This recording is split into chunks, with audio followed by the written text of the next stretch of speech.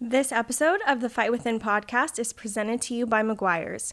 For over 115 years, Meguiar's has been carefully creating and producing advanced formulas with cutting-edge chemistry to deliver a show car perfect appearance.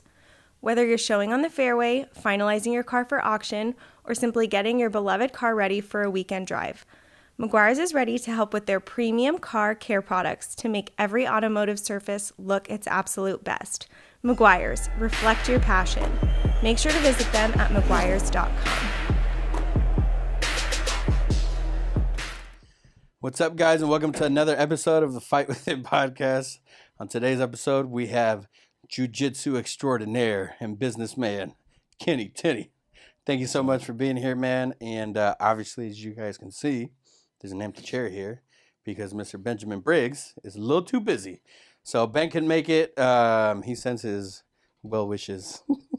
So cool, thanks, man. Cool. Thanks for being in here and no problem. Recording an episode. Appreciate your time. And like I say, every episode, let's dive right in. So tell us a little bit about your background and kind of how you got to where you're at now and, you know, being in jiu-jitsu, being in business and how that all kind of worked out for you. Oh, man, that's a complicated question.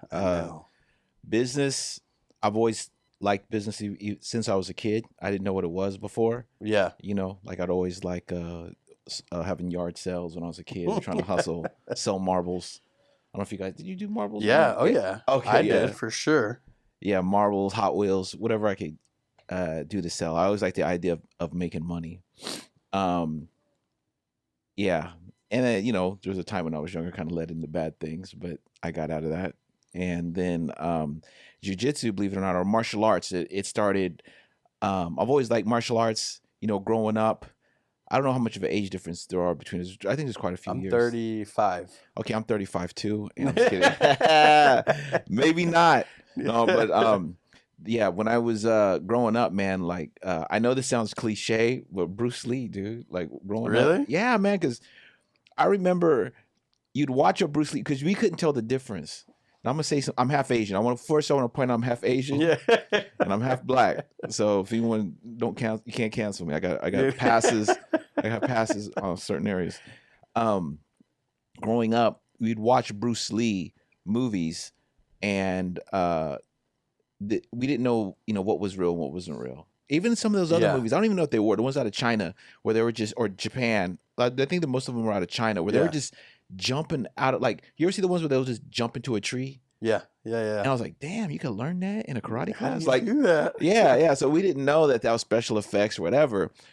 And so there was always that influence of wanting to be like Bruce Lee, you know, and things like that. But you just didn't know.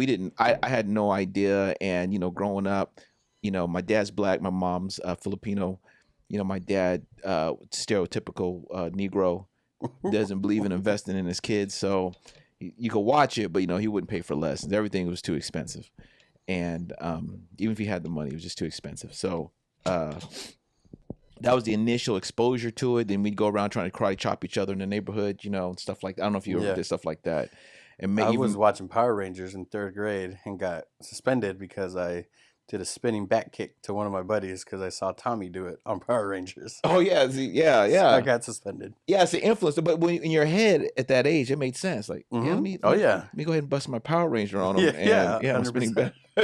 Yeah, so that was the biggest influence. But then, you know, growing up, I faced some diversity. My parents divorced. Things kind of went off the rails from there. Growing up wise, when I was younger, adolescence. And believe it or not, martial arts, I started out with kickboxing. Okay. And there's a cool, I got to give a shout out to my friend, Eric Nolan. He has a kickboxing school. Well, it's actually an MMA school now. There was no MMA back then. A kickboxing school in Bakersfield, California. And I started over there with just kickboxing. And out of his school, he's put out a lot of world champions. You know, this woman named Kathy Long, I think she's like a 5-time world champion. First female, no? Yeah, or American, yeah. Yeah. That she's right out of that gym. He put out savages out of that school. We're good. Yeah, so he put savages out of the school, and he had some other ones too. people who are into kickboxing, old school kickboxing, might know like crap, my mind's going blank. There's one guy, I can't remember. He's a cowboy. He's from Bakersfield actually, and he used to beat the brakes off of people. I can't remember his name right now, but he had a lot of guys out of his school. And so I started kickboxing a little bit. I didn't like it much. I did it more for self-defense, but it was an influence from wanting to do martial arts. Yeah. And I thought, well, that's the toughest. Oh, I forgot. You know what got me into that is I was like, because this is what you did back in the day. There was no internet. So you get your phone book out and you start scrolling through the yellow pages trying to find a martial arts school. And everyone says they got the touch of death or, you know, that's back before the UFC. So you didn't know what was legit or ninjutsu, like to be a ninja. I was like, oh, man. That's legit? That's a real thing? Yeah, ninjutsu. Yeah, man. They had everything you could think of. And you didn't know, like, you know, Bakersfield's like, especially back then, a very rural, agricultural and oil field based industry out there, blue collar. Yeah. How you gonna get a ninja out there? You know, like, but you don't know. You're looking at the advertisement. Yeah. But you know what movie hit me is the right timing. Bloodsport came out. Yeah. With Van Damme. Remember that kickboxer he was kicking? Yeah, I was like, dude, I got to do that because I think he was a kickboxer in the movie, right? Bloodsport, maybe. I think he had a movie called Kickboxer, but in Bloodsport, yeah, he was. I don't know if it was necessarily kickboxing. Okay. They did some sort of martial art. Whoop ass. Yeah. Just whoop ass. Yeah. He just did the splits. That's all I remember. Yeah. Blind too. Yes. Yeah. Yes. He's like, ah. Yeah. And then I was like, man, I got to kickbox. That dude was just savage the way he stood. And so I went in that gym and it was a fighter's gym. Like it wasn't, you know, they had some cardio kickbox or whatever, but this is a fighter's gym, Eric's gym. And he raised monsters. And he's like, hey, you want to kickbox? Get in here. And he just held mitts for me. And I had anyone who's ever trained martial arts of any type, like a combative martial art, you know what it's like. You don't have cardio for it. Yeah. So I came in there and I used to fight out in the neighborhood, and I thought, oh, this is. And he would just hold the pad. He's like, go pop, pop, pop, pop, this, and he just showed me the punches and dude wore me out. I threw up, and but the reason why he wasn't trying to make me quit, because I walked in there and said I wanted to be a fighter. So I think he was trying to see, well, a fighter won't quit. You know what I'm saying? Like he didn't treat me like a regular customer where, oh yeah, you know, it's family friendly. He wanted to see, okay, well, let's see what you're about. And then from there I did kickboxing, but then there's a judo guy came in there, and he actually was based out of LA, but he was in Bakersfield a lot because he worked as a correctional officer. Okay. And he's a black belt under a guy named Gene LaBelle. Yep. And Gene LaBelle just passed away, I think a few months ago. Yeah. And so I realized that I actually liked that better. And Gene LaBelle's judo was different. It was like jiu-jitsu. It wasn't, they were stand-up, but they had ground submission, ankle locks, wrist locks, outside of traditional jiu-jitsu. And let me just kind of condense the story here because the martial arts story is long. And I just started doing that, kind of veered off of kick. We only use kickboxing in the streets, actually. I would only go out, just go fight. Be stupid. I would train and me and my friends go see if if it worked. And it was bad because back then I was so damaged from growing up that I had a very short temper and insecure, small guy complex, every kind of negativity you can think, negative trait. Like it didn't take me much. I remember my sister told me that she was scared to take me places in public because I would snap. Like I would really snap. Yeah. And so I got into that. Then the UFC came out, and I saw jiu-jitsu, and I was like, "Holy crap!" And so I switched over to that because Gene LaBelle's stuff was pretty close. Under Gene LaBelle, because we'd go up to Hollywood and train with Gene LaBelle. And there's a place, this guy named Go-Kart. I always pronounce his name wrong. Back in the day, he's a legend. I mean, he had some UFC fighters come out, but he was doing leg locks way back when Brazilian jiu-jitsu was like saying it was bad to do. Yeah. And why is that? Why was BJJ? Why were they saying leg locks were bad? Man, in your opinion. Okay, yeah, my opinion. They didn't know how to do them. I think that's what it boils down to. Like it was viewed as a cheap shot, or not a manly thing to do. Yeah. And there's been like there was some high level, like there's one, I think it was Marcelo Garcia. I think he won a championship with a leg lock, like a heel Okay. hook or a straight ankle, and he got booed, you know, for doing that. And But it's different, no? Like the jiu-jitsu culture versus like the MMA culture. In MMA, you're a prize fighter. You're getting paid to win. So you're gonna win by any means necessary. If it's a leg lock, it's a leg lock. If it's a knockout, it's a knockout. In jiu-jitsu, I think there's still more honor. Not that there isn't in fighting, but I think because it's one specific sport, it's a specific martial art, there's more honor in like, hey, this is what we do, this is how we carry ourselves, and this is the type of respect we have. Is there any truth to that? Like, does that really? I don't know. Like when I started jiu-jitsu, I'll just keep it real, man. These words might come back to haunt me. They probably will come back to haunt me. But when I went to the jiu-jitsu community, you had two types of black belts that came here from Brazil. Mhm. You had some that are like Carlos Gracie Jr. that would just, if you asked him a question, he'll straight up tell you it. There's no Yeah. secrets. Yeah. He'll tell you this is how you do it. Like Yeah. he's just very open book. There's other guys that would come and I would train because I would. One thing about the school, I train at Gracie Barra. They allow you to go anywhere you want. You can go. I could go to cross train somewhere else. They don't care. You know, it's Yeah. like a relationship. Like you can't keep your wife on lockdown. Yeah. You know, and expect her to be loyal to you. So you could do whatever you want. And so I'd go to the schools and these other black belts, they wouldn't really tell you. Like you'd be like, hey, what's going on here? And they'd be like, you just roll, my friend. You just learn with time. And just it's the invisible jiu-jitsu. You know, they tell you all this crap. And you're just like, damn, I got to get more hours on the mat so I could develop this magical stuff. You knew the fundamentals, but there's other pieces that were missing. Mm-hmm. And I figured that out early on. And I think that, so going back to your question of honor, I don't think it was necessarily an honor thing. I think it fell into the same category as stand-up, like wrestling takedowns. Like Americans, me and my American friends knew that with time, with jiu-jitsu, it only mattered time for Americans to start taking it over. Like every time we fall in love with any sport, nothing against Brazilians. I love Brazilians. Yeah. But every time Americans get a hold of something, we go nuts with it. Yep. Yeah, skateboarding. Watch the X Games. Every year, there's new moves that you know. Oh, they're doing double front flips on a bicycle now. Like, and that's what Americans did. They just kind of added the wrestling and then the pace of it, the pace of wrestling, Mm-hmm. and that's more of a like. If you look at the first UFCs, there's still that jiu-jitsu flow because jiu-jitsu, in my opinion, was kind of like, you know, if you're trying to like pass my guard, I might let you pass because I have a trap waiting for you. Yeah. Americans are like, with the wrestling mentality, it's like, I got a trap, but I'm gonna fight you anyways for this position, and then you're gonna land in my trap if you get past what I'm trying to fight you for right here. Like you don't give nothing up. Nothing's given. Nothing's free. There's no free lunches. And I think, so going back to answer your question, I think leg locks was something, addition with stand up, that was kind of tossed to the wayside over the years. Yeah. And that's why he had a lot of guard pulling and things like that. But thank God that like, I think, I can't remember his name, but he influenced John Danaher. Because John Danaher is like, he's like Rain Man of jiu-jitsu. Yeah. He has like numbers and theorems in his head. Mm-hmm. And he was talking, I can't remember the guy's name right now. I wish I remember. He has a real thick neck, dude. White dude. Just Dean Lister? Yeah. Is it? Yeah, Dean Lister.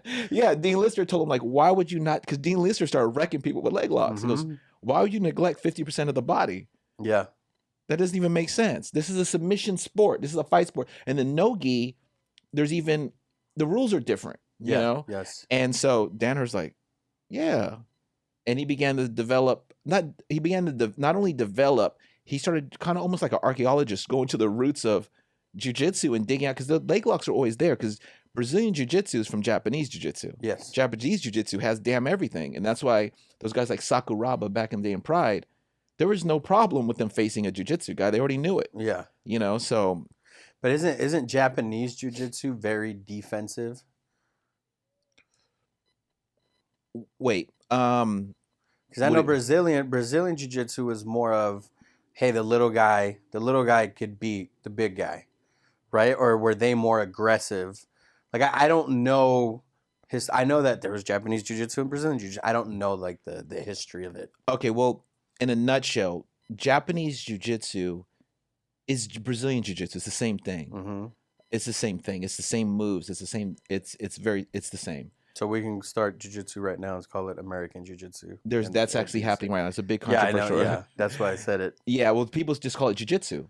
Yeah. Instead of attaching a name to it, because Okay. in some groups they'll be like, oh, the Japanese like, hey, that's our, don't call it Brazilian jiu-jitsu. It's our it's Japanese jiu-jitsu. The Brazilians like, no. Don't call it American jiu-jitsu. It's Brazilian. Like everyone's put their label on it. But pride. Yeah, Marketing, bro. It was tradition and whatever, but I don't know. I don't get involved in that part of it, but I can say that both of them are, the aggressiveness depends on the practitioner. Like, say if you and I were boxers. Yeah. I'll use another example. Floyd Mayweather.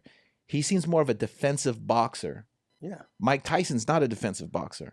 He's more of an aggressive. It just depends. Some people are counterpunchers, looking for the setup. See, I think Mike Tyson was so aggressive and he used his offense as a defense. There you same thing. You know what I mean? Yeah. No, but if you know what's interesting? He came out with an instructional DVD on Mike Tyson, and I watched it. Not DVD, that's old school, whatever. Video. Yeah. A video series. He came out with a VHS tapes. He had 4. Yeah, Mike Tyson came out with it, him and Cejudo. Oh, really? They're going, his peekaboo style of boxing, which has been around. He learned it, whatever.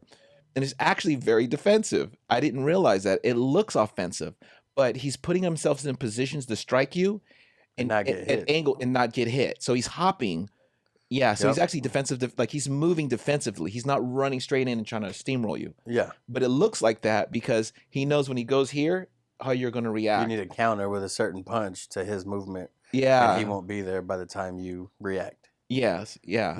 Yeah. Yeah. Then he's going to hit you with that freaking death punch he has and just destroy people. So it was very insightful. But I think with jiu-jitsu, like competing, you have some guys that are very aggressive and attack. It's just like, I think MMA has that, right? And some guys that are more there's different styles for sure. Like even like Izzy or John Jones, they use their length to their advantage.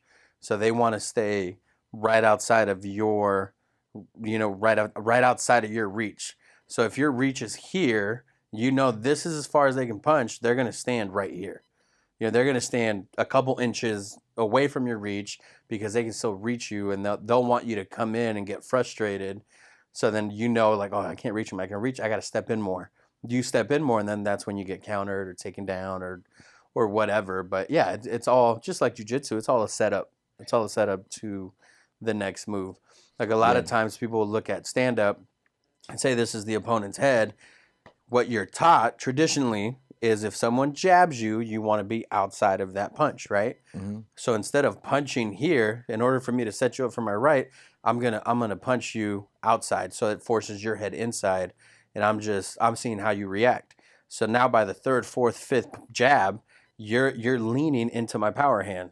So I'm gonna jab you outside to then come back with my right because you're leaning that way. And that's my power hand. So it's like little setups like that. Start setting up. Like, getting the person feeling comfortable moving a certain way. Like you dodging. move inside. Oh, hey, man, he can't hit me with that. I'm moving over here. Yeah, oh, yeah. And you're like, all right. It's just a setup. Yeah, 100%. And so, but then a lot like jiu-jitsu, like I've rolled with you in the past. And did you? Yeah, one time when we went to Steve's garage. Oh, when crap. we were there. I was just coming back, dude. Yeah, you were hurt. Steve was hurt. His hip was hurt. Like everyone was hurt. I was out for almost 10 years. Oh, I was sick. Yeah, I remember. Yeah. I was just coming back, and I did my very first competition in almost a decade, and I got second, which wasn't bad. All right, let's go back to your story now. Sorry. So you were back. You were doing that jiu-jitsu, training a little bit with Gene LaBelle, and then you were going up to LA. Yeah, just sometimes, but most of the time we trained at Eric Nolan's. That was the main headquarters. And Eric Nolan, I just had to give him a shout out because he had such a big influence on me as not just at that time in my life. I needed if you're ever people go to martial arts for different reasons. Mm-hmm. I didn't have a compass, like moral guidance, and not that he would sit up there and give these parables like some wise monk. Yeah, but he was just like just hey man, those guys are crazy, man. They're doing drugs, or like he was always positive. And I noticed he never drank, he never smoked. Yeah. He's a healthy dude, always took care of himself, was always fair, and he's had a big influence on me. And the one thing too, he even told me, like my very first tournament I did, he was so down. Like, I know this is ghetto, but he almost beat up the other guy's coach, because back then coaches argued too on the mat. Like, jiu-jitsu was like gangs. Like, whatever school you're from, that was your gang. Like, now it's friendly. Back then, no. You're like, what? You're from, Manny Jiu-Jitsu? Oh man, screw yeah. What's up, fool? So my coach actually, I remember he got into it because the other coach was talking crap about me. I won the match, but as the match was going, the guy was trying to convince his student, like he was to do stuff or whatever. And Eric just like, it's like, what, me? Like, they're about to throw down right there. And it was a big dude. I was like, man, this guy's really invested in us. Like, he's willing to, to throw down. And he always told me, like, but I could tell he grew up rough. And he said, man, whenever you get into a fight, you always take something with you, so you can remember, like, you break an arm, you do something, like, you tell me all this stuff. So they'll always remember. They won't mess with you anymore. If you get in a fight, especially, like in the neighborhood, like, if they have to come back. Yeah. He said, you give them something to remember you by. Don't just like beat someone up and let them go, because they'll think, oh, I'll get them next time. You got lucky. Let them know it wasn't luck. Well, that's the right mentality to have, I think, in anything, in sports and in life. You make yourself undeniable, and then people will respect you. You're not that you're necessarily doing it for people's approval, but a lot of times that's what's needed, especially like in sports. It's really up to someone else to give you that title shot, or to move you up in the depth chart if you're on a team sport, and it's like when you're in the UFC, it's someone like Dariush, who's won like 7 or 8 fights. He's not guaranteed a title fight. I know, dude. Even though he's won a ton of fights in a row, it's up to someone else. And now that the UFC is owned by Mickey Mouse or Disney, it's like, they want dollars, they want marketing, so they want to have a guy up there that runs his mouth, that is marketable, that has a certain look. And it's like it takes away from the sport, because you're now leaving it up to other people that have maybe never stepped inside the octagon or inside the cage, or ever fought or stepped on a mat, and they're making these decisions because all they care about is the bottom dollar. I think that's why certain organizations, when you're a purist, and maybe it doesn't pay the bills, but when you're a purist and you look at organizations like One, or even Bellator, even though they're still more entertainment, if you look at certain organizations, they're putting guys up that deserve it, that have won 2-3 fights in a row, and they're like, okay, you're gonna get a title shot. You could be the face of the organization. You could do these things, and as a champ, you gotta fight everyone. And I think a lot of times when you leave those decisions up to executives, if you will, they're going to make the best decision for the business and for their pockets. Yeah. I've had this conversation with a few friends. Dariush actually trains. He goes different places, but he's from Gracie Barra, so he's in Irvine with us a lot. And I see him train that guy. He trains hard. You could tell it's his life, and it does suck that it's like that. I've never really talked to him about the business aspect, but some of the like other guys there, I've talked to them, and I can kind of get both sides. I don't think it's fair the way it's being done. But at the end of the day, football, any kind of sport that's on TV, it is entertainment. So 100%. That's the problem. That's the problem. But there has to be some type of ranking system, because it's almost like a popularity contest. It is. Yeah. 100% is. Yeah. If you 1,000%. Yeah. Like, I remember Chael Sonnen used to be able to talk his way in the fights all the time. All the time. Yeah. He's a cool dude. I mean, he's a business guy, Yeah. And I think that fighters started realizing that, is that you have to be marketable. They got to have some sort of snippet of you saying something ridiculous, or, you doing something, and the way that, not that I agree with it or don't agree with it, but the way the UFC has handled someone like Conor McGregor, who has literally put other people's safety at risk by, when he threw the dolly and did all that crap. He's from the hood, man. I understand. I got an argument. I'm not going to say his last name, but a good friend of mine, who you are. Yeah. Well, Steve. But there's a lot of Steves in your name. Which time we got an argument about that. I said, I understood that, dude. I don't agree with it, but I understood that. Conor McGregor. Imagine you grew up kind of rough. Yeah, yeah. You imagine being in your 20s. And that mentality you had back then from the hood, you'd probably. I completely understand it. Yeah. All I'm saying is not the action, is how it was handled by the UFC. I think that's why a lot of people have a misconception, especially as a fighter now, where it's like, oh, I have to do that because look at how well McGregor got treated. He did some crazy shit, and they kissed his ass, and they're like, okay, cool. Well, that's different. This is gonna get us ratings, and so now people can't. You can't be a purist anymore. You can't say, hey, I've won 5 fights in a row against the top 5 guys. Like, naturally, you get a title shot. If you're number 6 and you beat 5, 4, 3, 2, 1, what's next? The champ. It doesn't work that way. The UFC treated them so well because they got so many ratings and they can build a fight. Now him versus Khabib is going to be something else because he slapped his teammate. And it's like, I get that. It's marketing. It's business. Awesome.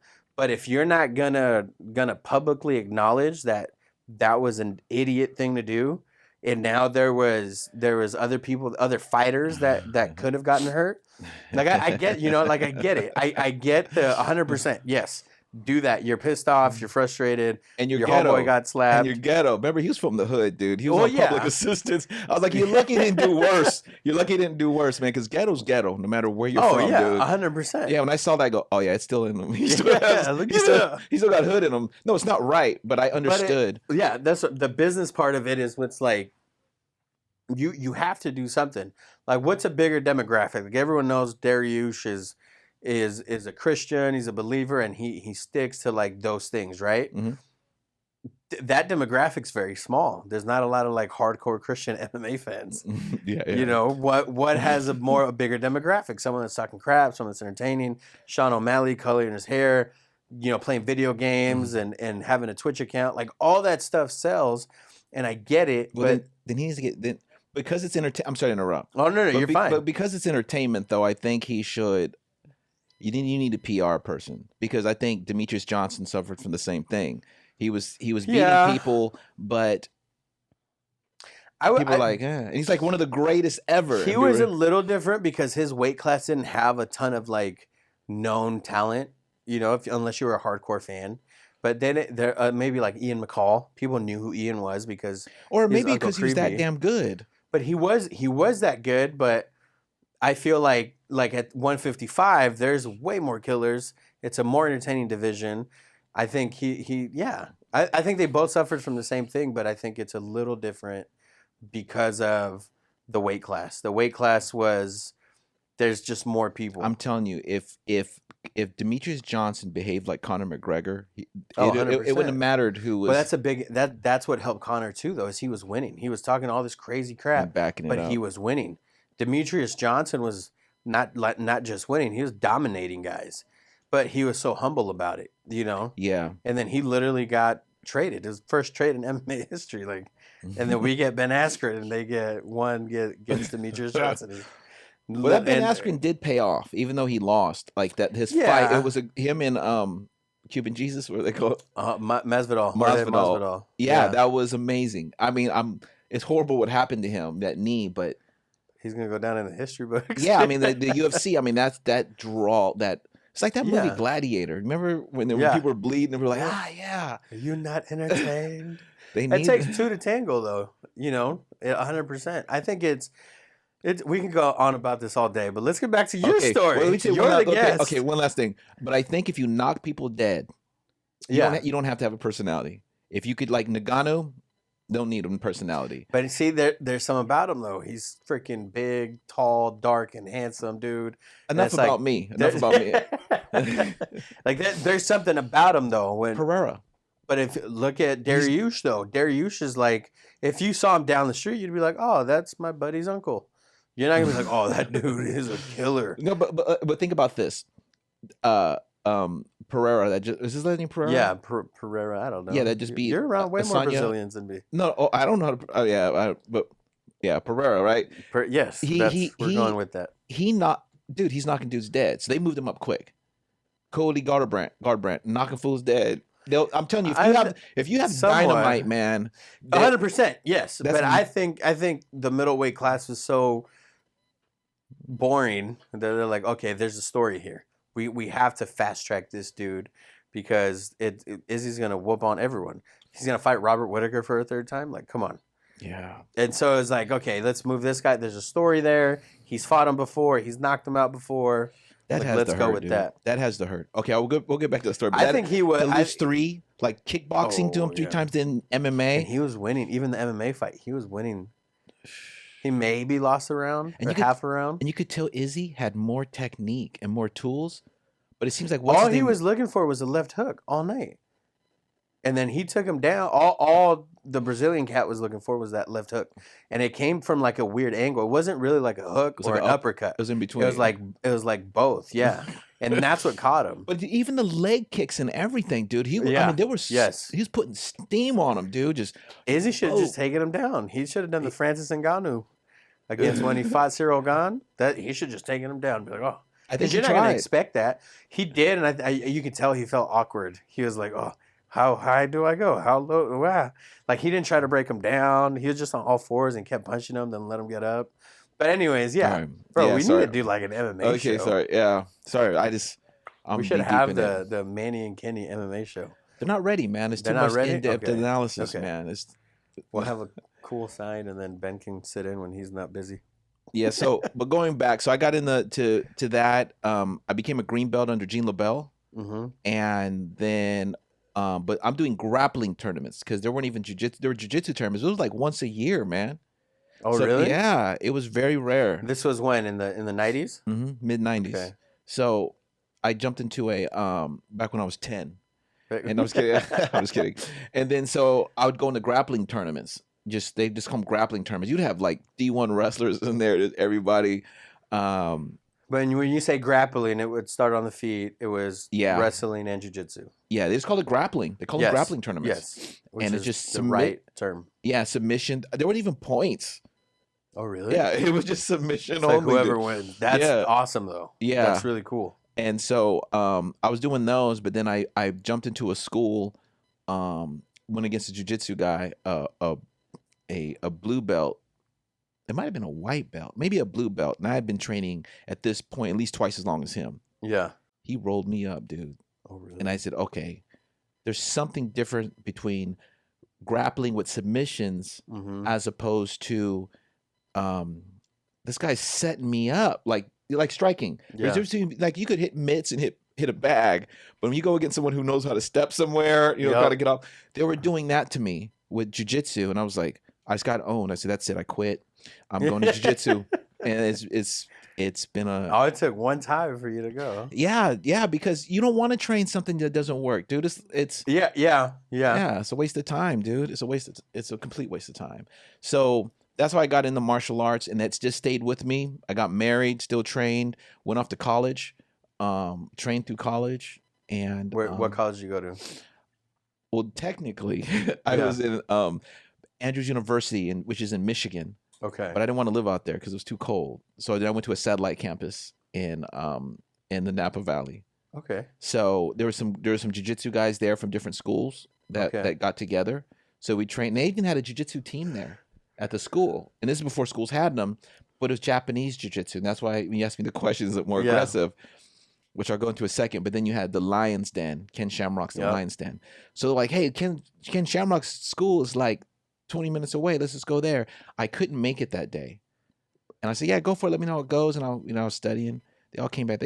All of them got beat up, like real bad. And so they're like, let's not go there anymore. They're not going back there anymore, man. Yeah. And so, so they went to, we were training with us. I think the highest there was maybe a purple belt. You had black belt in Japanese jiu-jitsu, but the Japanese jiu-jitsu it's split into two types. You got Japanese, it looks like jiu-jitsu. Mm-hmm. And you have the other kind that has like katas, like forms, like to like grab here, like hapkido. You like how you like swing at me this way, I'll block here and I'll roll. And the arm bar, like maybe one leg's over the head, the person's not resisting. Yeah. Like it's like some Steven Seagal thing. Yeah, it's like choreographed moves, and then you kind of roll a little bit.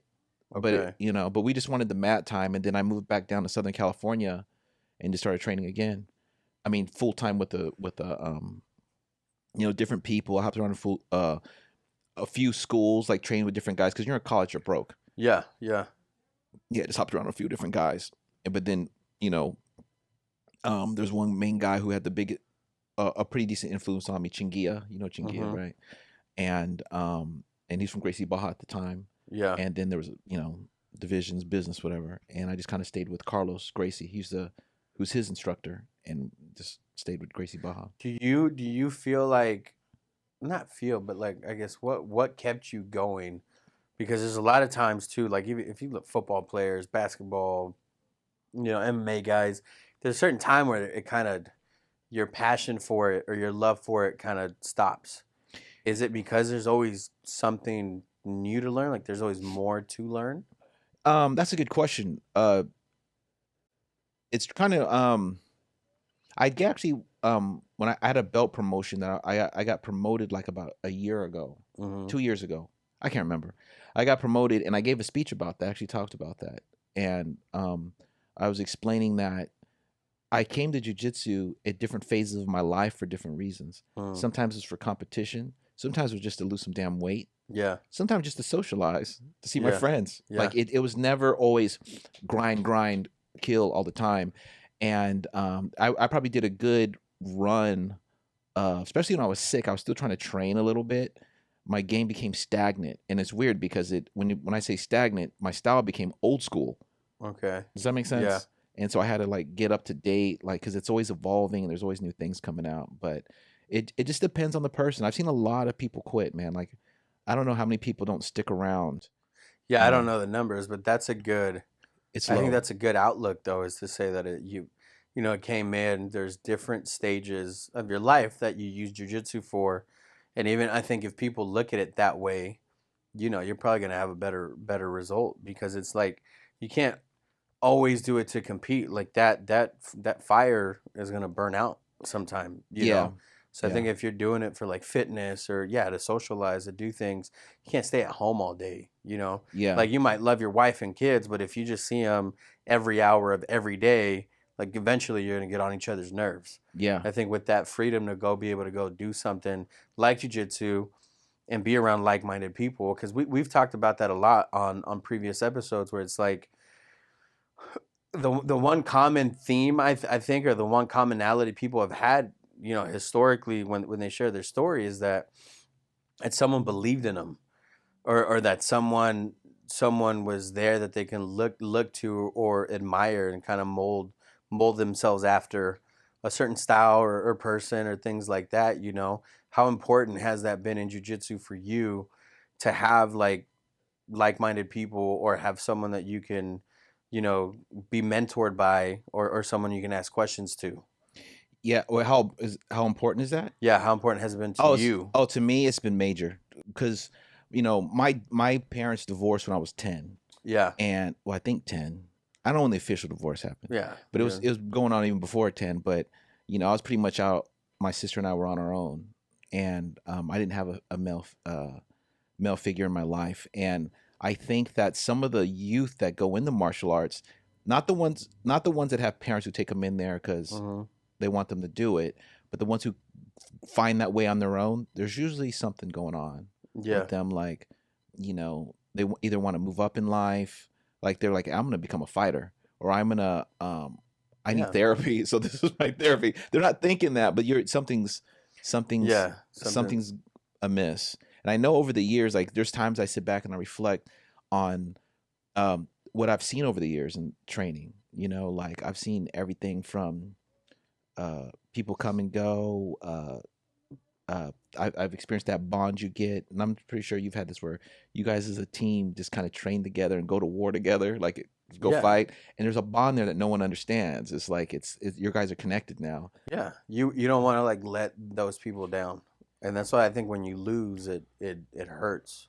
Yeah, is because you not only did you train hard, but you feel like you let your teammates down, you let your family down, you let your coaches down, and it's like and going into it, only one person's gonna win. One person's gonna win, one person's gonna lose.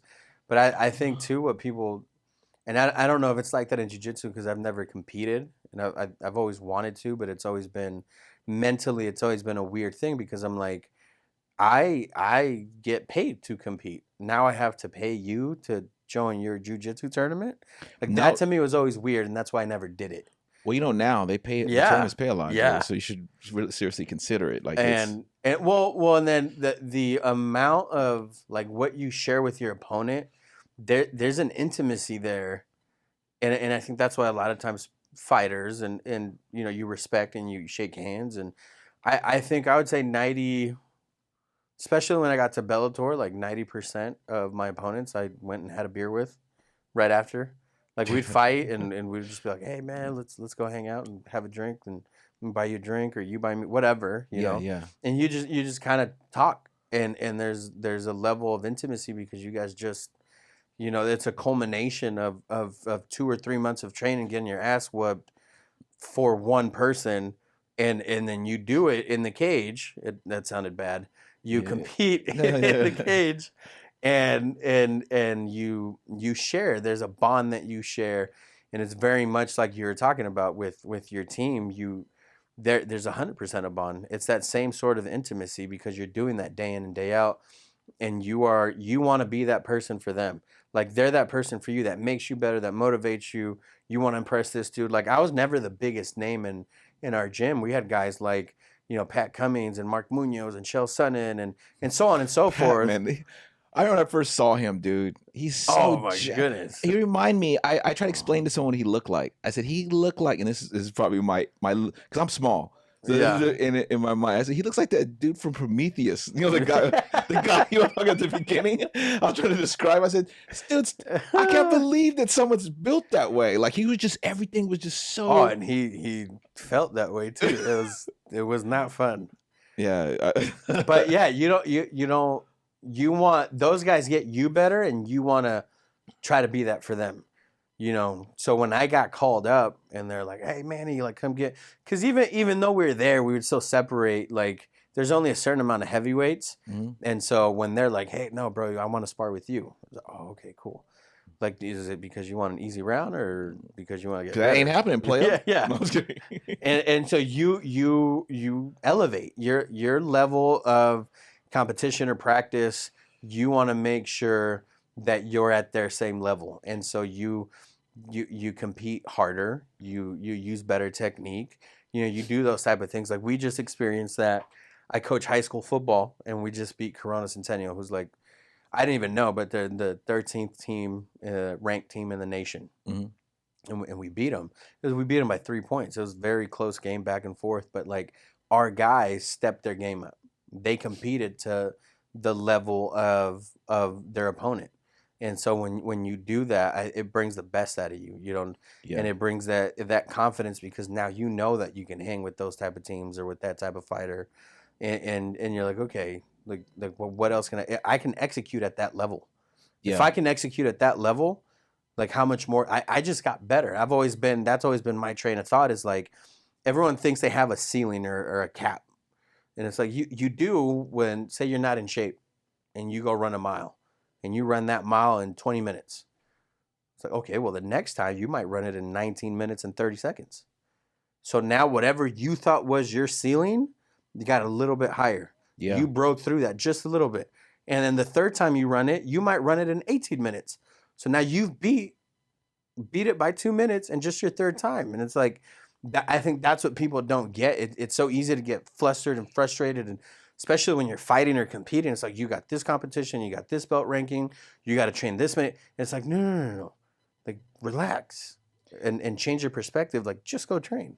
Yeah, and I think there's a bond that occurs that just being under high stress with your teammates, everyone's under high stress, that it just bonds you guys, like just going through the grind of pushing your body to the extreme, stressing out on whatever, the physical stresses, but there's also a mental game that takes place where you're trying not to get in your own head, or whatever. And I think you do, no matter what, I think if you don't have a good community of guys or gals, however you roll, that can hold you accountable or maybe look at that situation and say, oh man, no, like I get it. Like life is crazy right now. But when you're in here, like just train, leave everything at the door, and then be like, "How do you feel after?" And you're never gonna have those type of relationships unless you vocalize it. Yeah. No, I mean, also that's a good point, but I mean, getting in your head, like there's guys I've seen train for jiu-jitsu tournaments and then not get in it because they're scared. Oh yeah. Yeah. So that, I mean, like in their head, they psych themselves Psych out. yourself out. Yeah. Yeah. And to explain what a jiu-jitsu tournament feels like, it feels nothing like rolling. You know, like how you could have these hard training sessions. It doesn't feel like that. It feels very it feels very similar to a fight. Like I've been in a lot of street fights. It feels very intense because the person, like, because some people go, well, this is something like I've always wanted to say this about like Joe Rogan said something on his podcast that I kind of wish I could, like, because you can't address him because he's Joe Rogan. I mean, yeah, and it's so many people probably comment on his crap. You mean, it's too far to get. But he goes, I don't see why they call jiu-jitsu fighting. You know, like when jiu-jitsu goes, hey, I had a fight last week. You know, there's not a jiu-jitsu match. Yes, and it's like it is. I think that it is a fight. It's very similar to a boxing match. They have a set of rules. There's no kicking. There's no on the ground, but they're using the tools they have to try to defeat each other, and they're going full bore, and they're trying to and there's a high risk of injury. Yeah. In jiu-jitsu, they might not hit you. Well, they have full contact jiu-jitsu now, but they might not hit you. But there's been people, I mean, they'll choke your ass unconscious, break your arm, rip your knees. I mean, there's guys that have finished, like, I've seen people get their elbow snapped, have to get surgery within 30 seconds of the match. Like, just get, these guys are full bore wrecking you, you know? So it is a conflict. Even though there's not striking, it's still a fight. Like, it's just within that rule set, and it's actually extreme. It feels exactly like a fight. It's very brutal. Well, yeah, and it's nerve-wracking, I'm sure. Yeah, I mean, these people have had broken necks. I mean, every kind of injury you can think of is happened in jiu-jitsu. You know? Yeah, I'm sure. Yeah, and so to say it's not a fight, I can get it. Certain organizations have sport jiu-jitsu where it's a little tricky there, but I think when you look at it from that perspective, yeah, it's a fight. You know, you can say that. I think because we've Americanized it, and it's like, oh, a fight means that your fist has to hit someone else's face. Body. Yes. No, that's not technically a fight. I don't even know. I'm gonna look it up right now. What's the definition of a fight? It might be physical conflict. I have no idea, but yeah, like because people think fighting has to be punching, but then a kickboxer will look at a regular boxer and be like, "Well, you guys aren't kicking." You know what I'm saying? He's technically wrong. So the definition of a fight is to take part in a violent struggle involving the exchange of physical blows or the use of weapons. Noun is a violent confrontation or struggle. That is... Yeah, it's violent. In jiu-jitsu, it's violent and it's a struggle. 100%. Hell yeah. And if it's not physical blows, the use of weapons, your forearm, when you're on someone's neck and you're choking them out, is a weapon. Yeah, and the moves they're doing now, they're just so... it's just... You're thinking of a sport where it's legal to snap limbs. Yeah, I think what I have to kind of wrap this up, this part of it is I get stuck on start. Sorry. No. I think it's exciting and scary at the same time where the sport is going. Not just jiu-jitsu, but MMA as well. There's now athletes that used to go... You know, people think the best athletes in the world are basketball players, football players, whatever. Those kids are now aspiring to be martial artists. Yeah. And because now there's money in it. And it's scary the type of athlete that I think will come out in the next like 10 years, especially with how soft some of these sports are getting at the highest level. Some of the athletes that are going to come out of jiu-jitsu and come out of MMA are guys that are growing up doing it. Not that someone that's a wrestler that has to learn how to box or how to roll or how to do jiu-jitsu. And it's not a jiu-jitsu guy that has to learn stand-up. It's like these guys are encompassing all aspects of MMA and jiu-jitsu being one of them. Yeah. And so I think the type of athlete that's going to come out and the way the sport is going to elevate at least in the next 10 years is going to be really fun to watch as a fan. And that's part of the reason why I don't want to go back. Yeah. One last thing is could you imagine the super athletes that they have in the NFL, but that person did their whole life going towards MMA? That's scary, It's dude. scary. Look at someone like Greg Hardy. He was able to transition from being a professional defensive lineman in the NFL and a Pro Bowler at that, which is an all-star, to MMA and fought in the UFC. Like, he wasn't the best, but the fact that he learned what he did in 2 or 3 short years and fought at the highest level is like, that's pretty, it's pretty incredible. Yeah. And so I think it's really fun where the sport is going and what's going to happen with it. And so now back to you. Yeah. Sorry. So you're doing jiu-jitsu, you're competing. I actually met you at Rain. Yeah. When you had come in. I don't even know what year it was because it shut down in 15. Did it?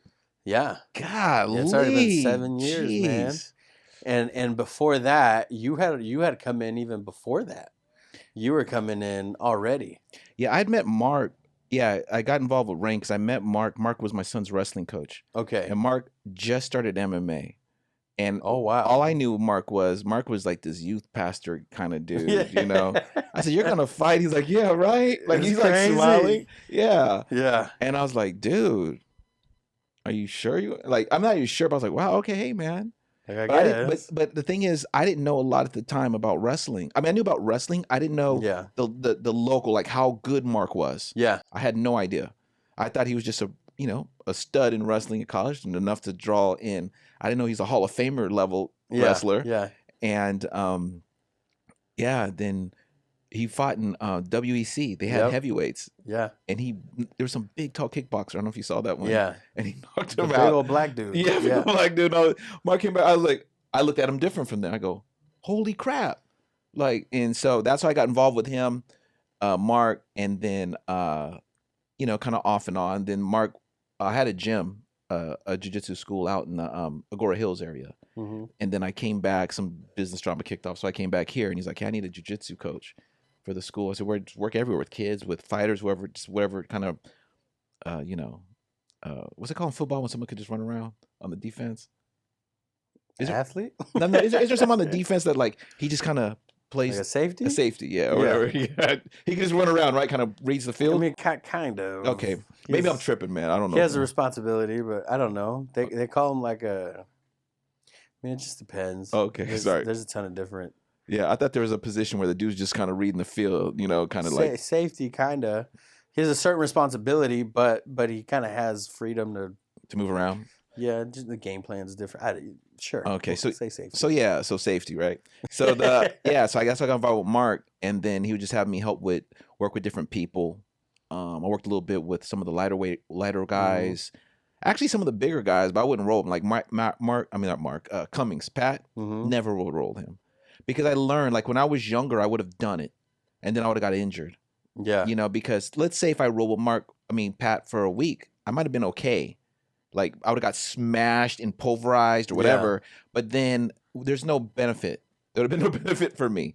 It's better off to do a coaching position. It's like, I'm pretty sure Customato didn't get in there with Mike and like, like, hey, this is what you do to that other dude your size. Check this out. Yeah, so I would help guys out, in there. But yeah, that's why I got involved over there.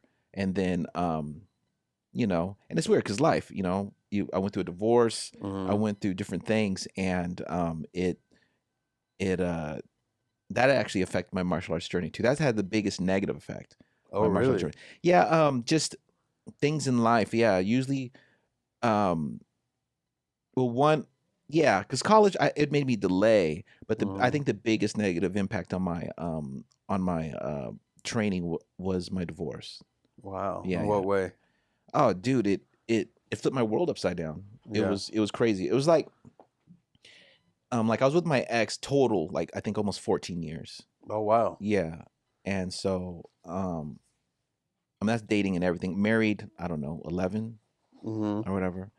And it's, it was one of those situations where that, in retrospect, going through it feels like you're blindsided, but I wasn't blindsided when I look back at it in retrospect, because I did see a change in behavior, and I tried to address it, but there were people who are out there cheating or doing bad things. They're not going to admit, I'm out there banging everybody.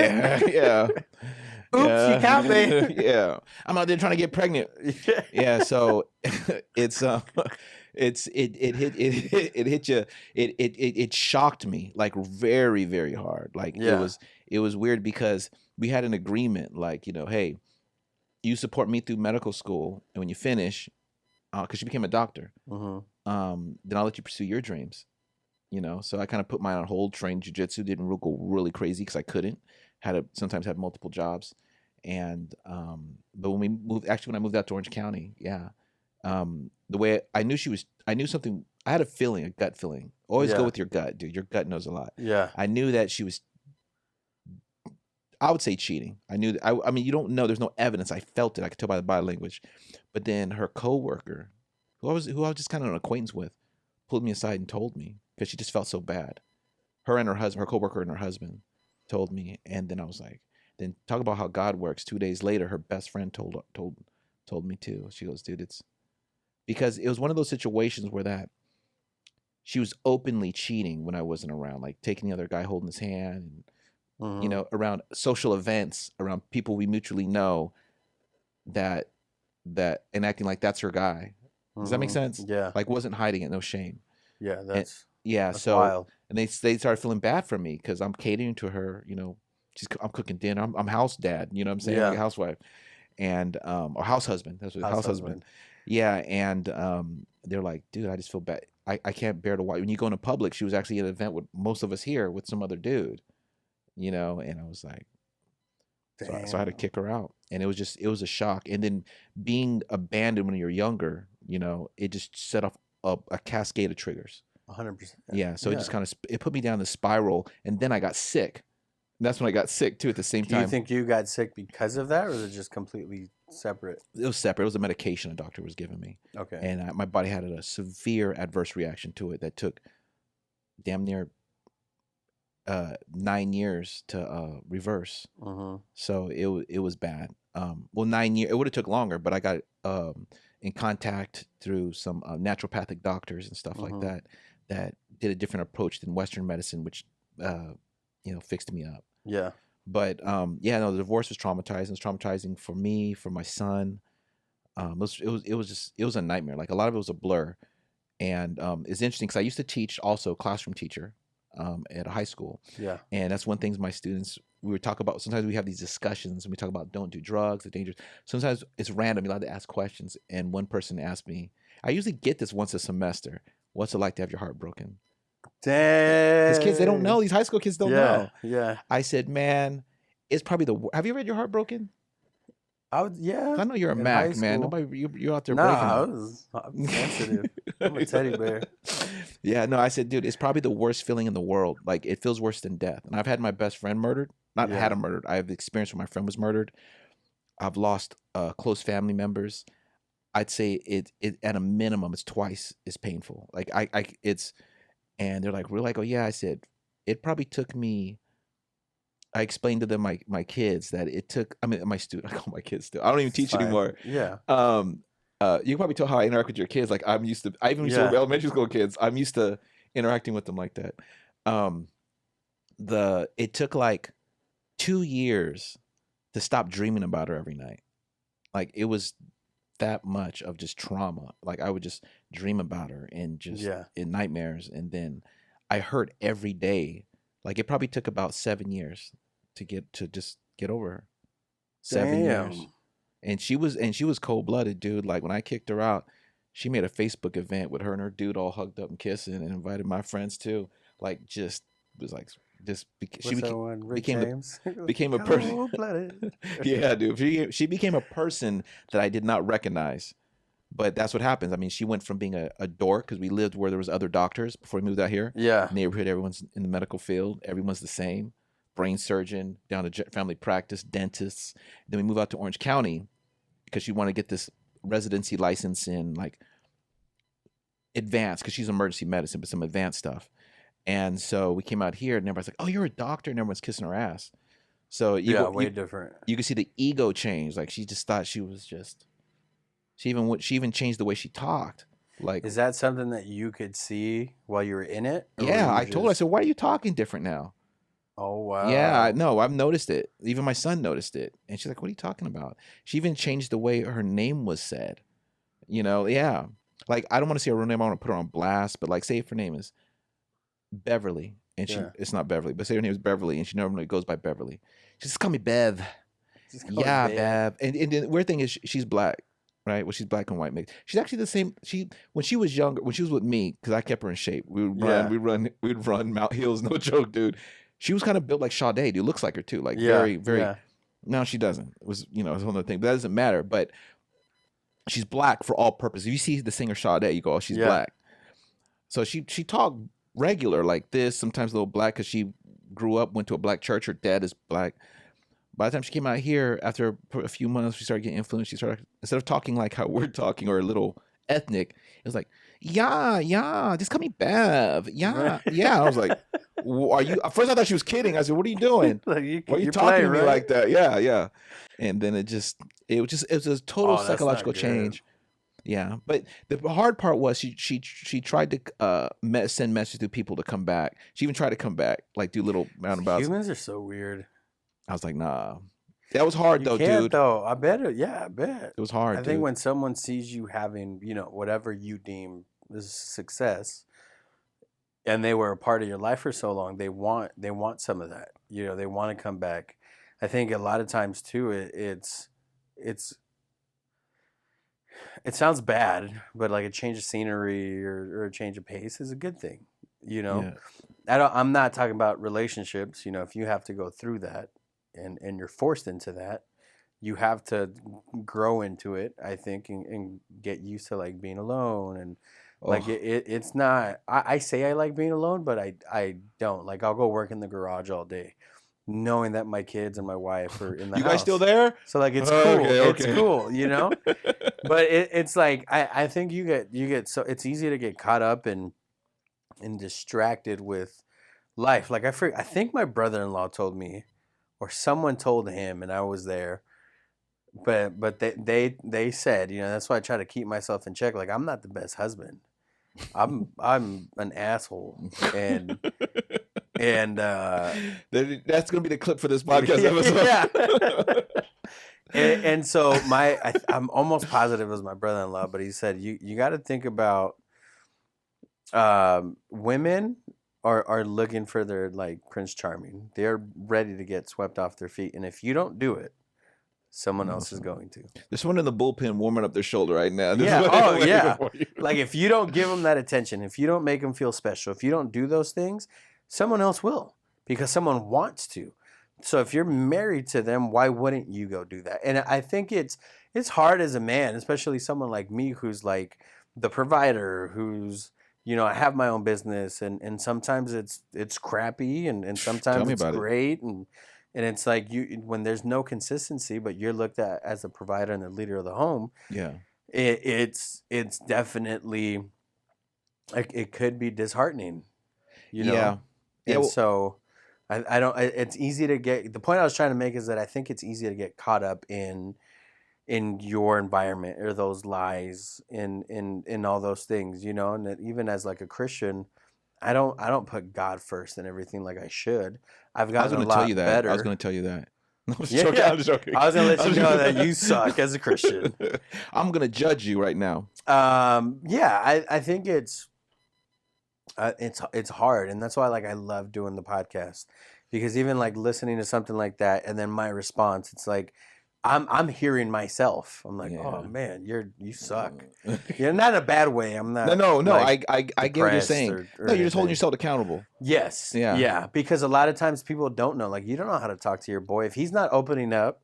You're not gonna know what to say to him or how to talk to him. I got to tell you something about divorce. Yeah. But before that, about someone else's divorce. Yeah. But I want to mention one other thing too. It's not necessarily the being alone. I'm okay with being alone. Yeah. Like I've always been okay with being, even when I was married, because when you're married to a physician, especially emergency medicine, you're alone a lot. Like you just there's days where there's a part of the hospital, there's the beds where they sleep. Yeah. So it's okay. I've done a lot of things alone.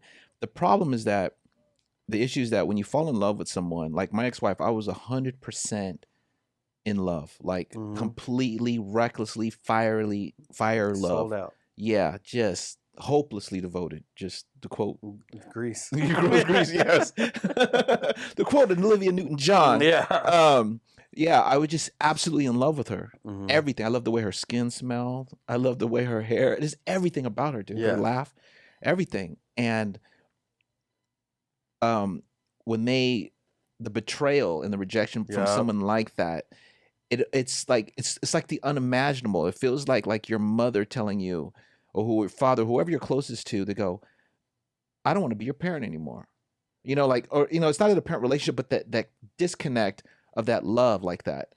And then they behave in a way, like she's behaving in a way that was trying to, that was just very painful. It was very hurtful because once she realized that I was like onto it, but just, not going to tolerate it and ending things, she became like a defensive mechanism, became mean back. Mhm. You know, not very mean. And I've seen a lot of divorces. I would say she's medium, but not like vindictive or trying to Yeah. get at me. But it's a pain, dude. It's a pain that hurts down to your bones. Like, I remember, I've never been suicidal in my life, never Yeah. will be, but I didn't care if I died. Like, it was that bad. I remember I had a motorcycle. I remember thinking, if someone hits me, I don't care.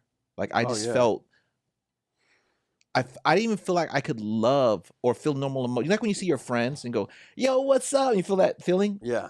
Couldn't feel that anymore. Everything was numb for years. It was horrible. And I Yeah, was that's like, not a good place to be. yeah, dude. And then, you know, it was pretty bad. So that's the thing about divorce. Like, you know, I've seen people, I've known people from doing everything from physically assaulting someone who's divorced them over the years, you know, as an adult, someone who wants to leave them, to suicide. You know, I've had a friend, very close friend of mine, commit suicide going through divorce, and I get it. It's not right, but I get it. It's like the stress of it and the burden, like the weight of it all. Yeah, dude, it just hurts so much. It's unexplainable, dude. Like, I've never experienced that kind of pain, and there's no closure. Like, if someone you love dies, they're in the ground, they're buried, there's closure, this and that. This person now who you love is now cuddled with someone else, telling them they love them, and all the it's just they're someone else's now. They're with someone else, and it's like, oh, I remember telling my therapist I went to therapy like 3 days a week, dude. At Yeah. the beginning, it was like that movie. I'm sorry, I use movie analogies. I watch a lot of movies. Like, remember Back to the Future when Michael, what's his character, Marty, the Mhm. main character of that movie, when things didn't go right, you see his future start getting erased, right? You see those dreams of like us on the porch with our grandkids gone. Everything, Yeah. the trajectory of your life literally changes, and it's going to, who knows? You don't know what's going to happen now because you're already thinking, okay, at this point, my kids are going to go to high school, or maybe, you know, it's like a death, man. It's horrible. But at the same time, too, that it's, you know, how I said earlier that humans are weird. At the same time, that's cool because it shows you how much adversity you can overcome. And obviously, in retrospect, you know, years later, but it shows you how you can pivot, and it shows you how one choice can change the trajectory of your life. And we have to do that daily. I think as human beings, you have to choose to want to make the best out of that day, to be a positive impact in other people's lives, if you care. You know, if you're just selfish and you don't give a damn about anybody, and you know you want to do your own thing, great. But I think it's cool when you see it. You know, you see other people pouring into other kids' lives, or you see other people. You know, like I was just at Target and saw this old couple holding hands. Like, I'm talking old, like 80s, 90s, and they're still like holding hands, and like it's cool to see different different ways of life and how people are living their life, knowing that at any point in time you can make a choice to say, hey, look, like for me specifically, I suck at getting up early in the morning. Like, we have that Bible study on Fridays. I get up at 5 to make it there on time because I don't want to smell like ass. So I got to take a shower and I got to do all that. And it's like 25 minutes away. Well, I don't know why I don't do that the rest of the week. Like, I just do that Fridays. And I'm like, why can't you just do that throughout the week, bud? See, I'm a chameleon. I do what I have to do. I don't. I would prefer not to. I have before, and that's the other thing. When I was working, because I coach high school football and I wanted to keep coaching, I was working for a company. I was getting up at like 4:30, 5 o'clock to get in by 5:36 so I can put in my 8 hours, leave early, and go coach. Yeah, yeah. And then once I was done doing that and I opened up my business again, I was like, oh, yeah, I could totally do it. If I did it for them, I'll do it for myself. And I haven't been able to. Well, it's hard to do it for yourself. I'm like, how? Why? Like, I care about myself. I love myself. That's why I don't work from home. I work from home, but I don't work from home. I'll go to the gym and work from there. They have Wi-Fi. Because it's hard. It's hard. And I set up the thing in the living room in the garage. I wouldn't have done that. Thinking like, oh yeah, this is gonna be dope. When I have an office space right here, it's a little bit of a drive, but it's like if I'm being honest with myself and holding myself accountable, I would go. Like all it takes is getting up 30 minutes earlier because it takes 30 minutes to get up here. Okay, get up 30 minutes earlier. Yeah.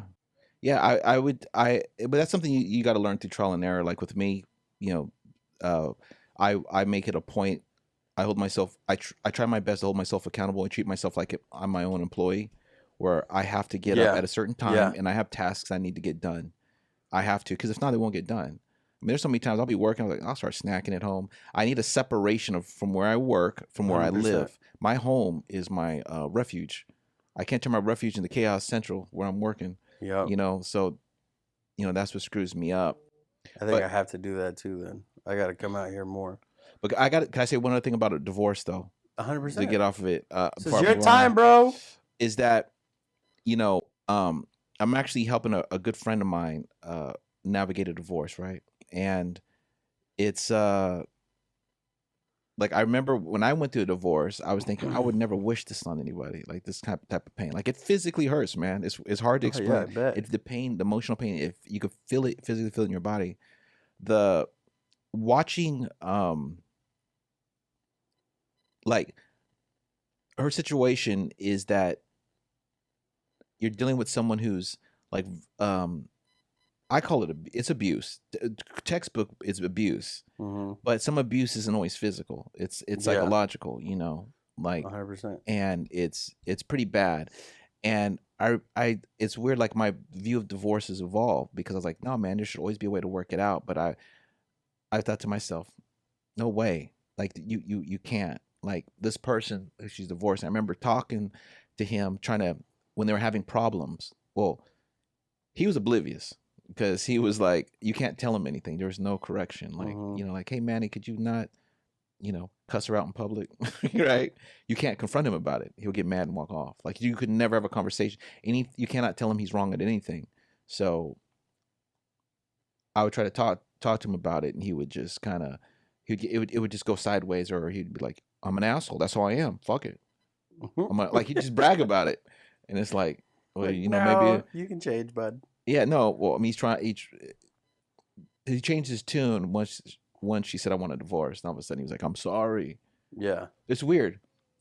I'm sorry. Right when she told him, because I want to go down the laundry list of the abusive stuff. Yeah, but he immediately said, because I thought to myself, maybe this dude, he really does enjoy being an asshole because he argues with people on the road when he drives. He's mad every day. Yeah, that's not good. Yeah, he's angry every day. He wakes up angry. Yeah. And she has to pacify him and then get him through the day, but he's still pissed off throughout the day. And so I said, I know why. No, I'm kidding. I know why. Oh, I know why. Okay. I know why. I know why. But might have to edit that out. But it changed my view on divorce because I looked at it like, would I want someone to treat my mother this way or my sister this way? And because I always looked at it as feeling the pain, but you got to think sometimes in certain circumstances, I think even the Bible's okay. Like, because the Bible talks about adultery, but adultery is unfaithfulness. Yes. Right? I think you could be emotionally unfaithful to your spouse. Like, Yeah, 100%. Yeah. Like, they don't have to, if they beat you up, let's say abuse physical, this person didn't physically abuse that I know of. Yeah. They threw stuff at the person, but didn't physically grab things. Yeah. And body parts. But even though it's not adultery, that's still, I think, grounds for divorce if someone's beating you up, right? I don't. I would hope so. Yeah. I don't. Let me check my scroll. Yeah. Yeah, but so Check my pump pilot. yeah, yeah, but I just now it's weird. I had the feeling now of my view has changed to the point where I was like, you just every time I know this sounds bad, I'm confessing this on a podcast, but when bad things happen, not bad things, but when she hits him with stuff and he's like upset about it, I'm like, good. That's exactly what you get. Because you're the supporter, you're the friend, you're there, you're looking out for someone's best interest. And I think if you're like a protector by nature, like that's just how you are. You're like, okay, yeah, good. You get what you deserve. Get like some. we're not. Yes, we're Christian. Yes, we love Jesus. We're not perfect. Like, I am. Okay, well then Speak for yourself. And what you're doing is right. But I think it's I think that's See, okay. I never thought I would feel that way about a divorce. I thought I'd feel bad for both sides, but I'm like, Imagine if something like you said. Imagine if someone was doing that to your kid. yeah. See, that's what got me. If you're at school and your kid's in 3rd grade and there's a 6th grader like bullying him or throwing things at him constantly and there's no repercussion, you'd be like, what the hell? Like, no, then I got to go do something. Yeah, You yeah, know? yeah. And here's the irony of it, and I'll get off the divorce step, is that the day right when she told him, because she even wondered, like, does he even care? Like he's so much daily hammering on her, right? He immediately turned, started crying, and said, I'm sorry, I know I've been treating you bad. All those things I did to you were like, he confessed. She didn't even have to tell him to confess or draw it out. He immediately began to explain all the things he's been doing wrong to her right there. Like he knew it was like on purpose. Like, you sick mother effer. See, I'm not cussing, but it's I don't know. I got to stop cussing. Yeah, I'm trying to. Anyways, let's have you back on because Mm-hmm. we've already been here a long time. Yeah, But I want to get into. I would love to get into the next time we have you on. Kind of how jiu-jitsu led you into your entrepreneurial life and how things kind of entreprenegro. It's entreprenegro. Okay, yes. Life. And I'd be interested in that because I think everyone has a different way they got into business. Everyone's always had a different motivation. Ultimately, you want to be your own boss, but I think I'd like to dig deeper into that. So okay, yeah. Let's for sure have you back on. I'm sure the people would love it. But Kenny, thank you so much. Appreciate No you, problem. brother. No problem. Remember, guys, that everything was impossible till someone did it.